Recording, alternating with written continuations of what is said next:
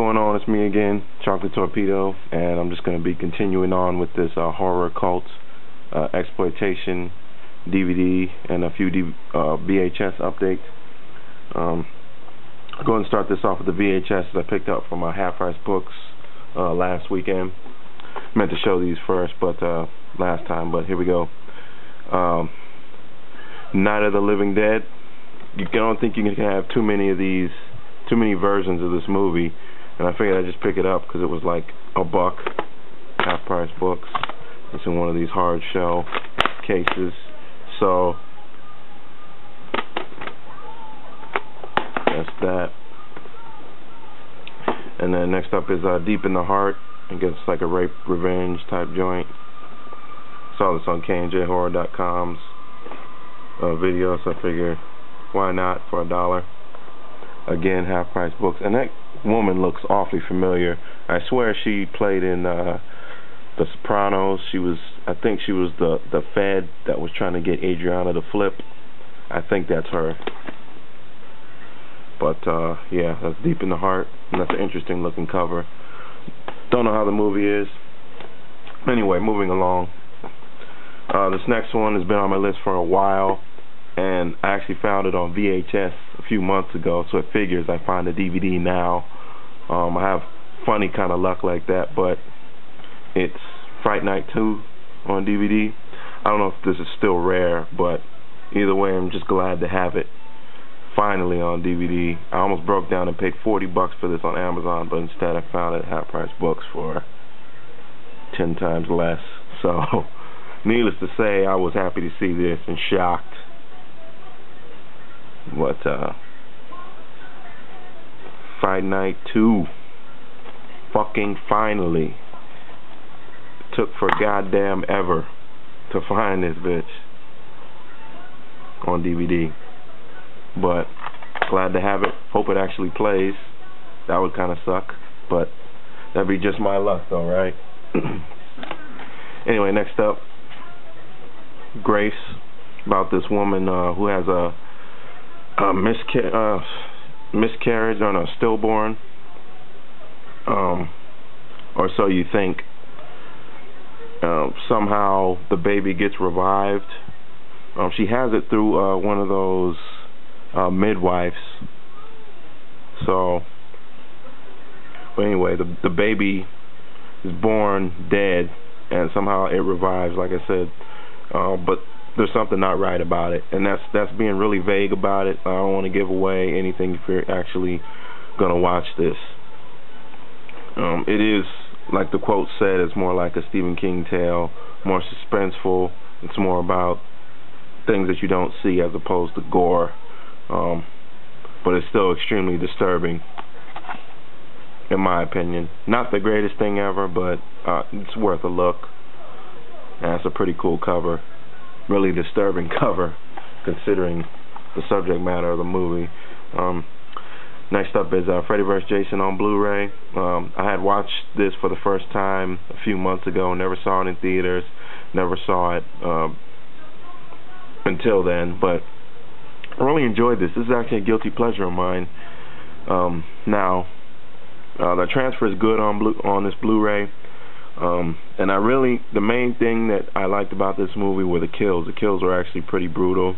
I like seeing the dude at the beginning getting folded up backwards in the fold-up bed. I thought that was pretty cool. But yeah, the movie's not the greatest thing ever, but it's just one of those. It's one of those guilty pleasure movies. Freddy's not really in this too much. That was kind of a disappointment, but it's well worth checking. I got the Blu-ray for $10, so it's not like I was gonna turn my nose up at it. You know what I'm saying?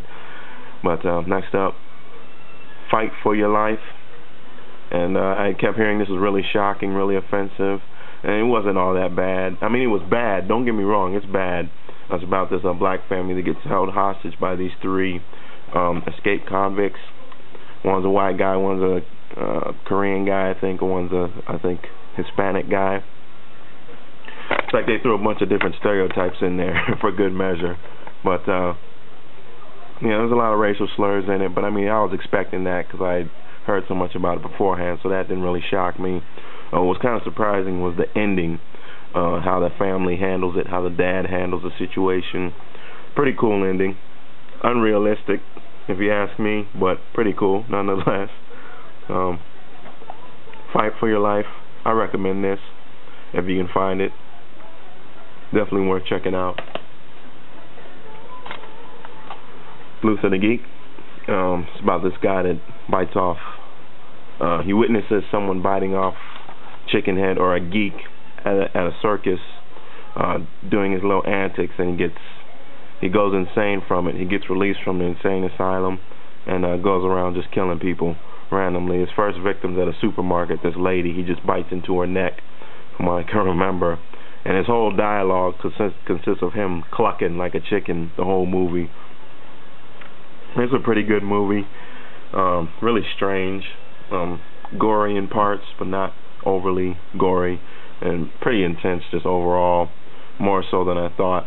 Had kind of a more serious tone to it than other trauma films, but excuse me, it's definitely worth checking out. This is in that Fangoria book that I can't seem to find anymore now, the 100 Best Horror Films You've Never Seen, and this is in it, so it's well worth taking a look.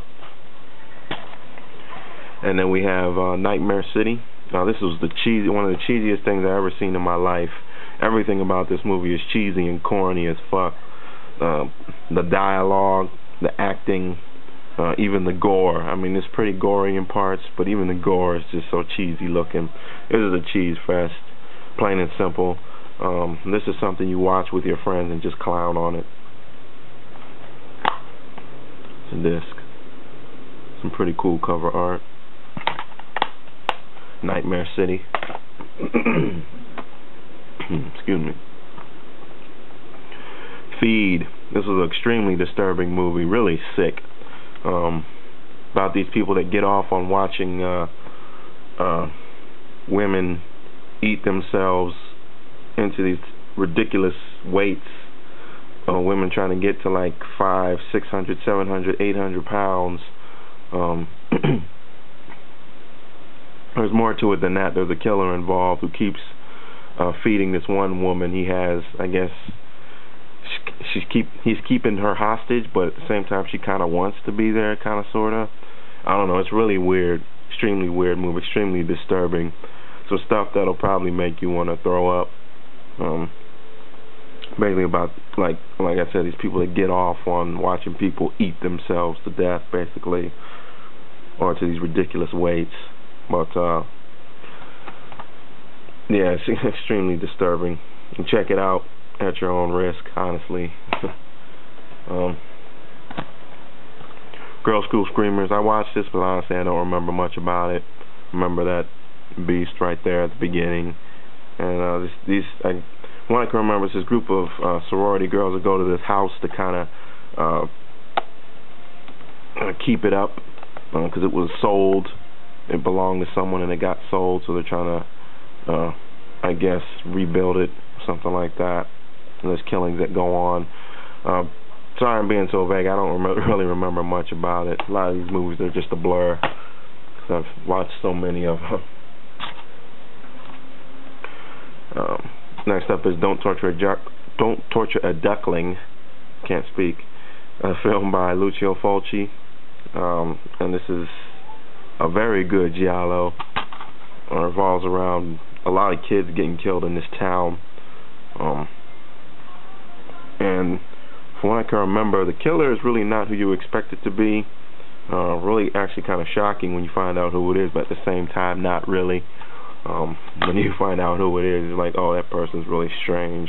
And I knew, I almost knew towards the end who it was going to be, but yeah, really disturbing, just based on the subject matter. A lot of kids getting killed.